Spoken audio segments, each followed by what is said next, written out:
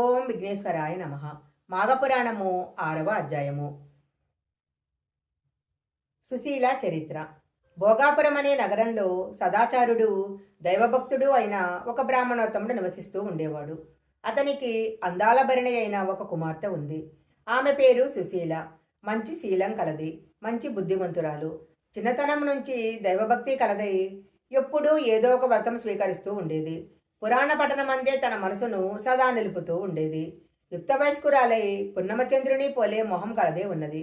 ఆమె గుణాలు తెలుసుకొని ఆమె వద్ద అన్ని లక్షణాలు ఉండటం వల్ల మృగశృంగుడు సుశీలను వివాహమాడాలి అనుకున్నాడు. ఒకనాడు సుశీల తన ఇద్దరి స్నేహితురాండ్రతో కలిసి కావేరీ నదికి స్నానానికి బయలుదేరి వెళ్ళింది. ఆ సమయంలో ఒక ఏనుగు అడవి నుంచి గింకారం పెట్టుతూ వచ్చి స్నానార్థమై వచ్చిన ముగ్గురు కన్యలను తరమచుచ్చింది. వారు భయపడి ఏ దిక్కు కానక ముందు వెనకలు చూడక పిక్కబలం కొద్దీ పరిగెడిపోతుండగా దారిలో గట్టులేని నూతిలో పడి ప్రాణాలు విడిచారు. ఆ సంగతి తెలిసి వారి తల్లిదండ్రులు అక్కడికి వచ్చి చూసేసరికి ముగ్గురు చనిపోయి పడి ఉన్నారు. ఆ వార్త మృగశృంగునికి తెలియడంతో అతడును వచ్చి ఆ ముగ్గురి మృతదేహాలను చూశాడు. ఎక్కడ లేని దుఃఖము కలిగింది. వారిని ఎలాగైనా బ్రతికించవలనని సంకల్పించి వారి తల్లిదండ్రులతో తమ బిడ్డల మృతదేహాలను కాపాడుతుండమని చెప్పి తాను సమీపంలో ఉన్న కావేరీ నదిలో రొమ్ము వరకు దిగి ధ్యానం చేయసాగాడు.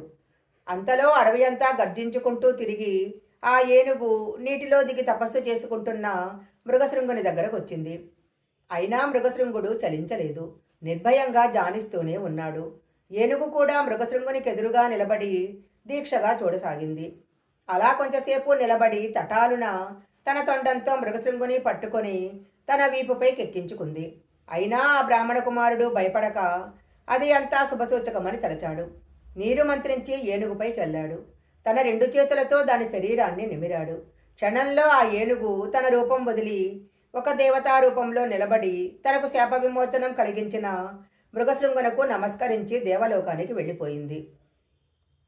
వింటివా దిలీప మహారాజా, మాఘస్నాన ఫలం వలన ఏనుగుకు శాప విమోచనమై ఎలా నిజరూపం వచ్చిందో మిగిలిన వృత్తాంతం కూడా శ్రద్ధగా ఆలకింపుడు. మాఘపురాణము 6వ అధ్యాయం సంపూర్ణం.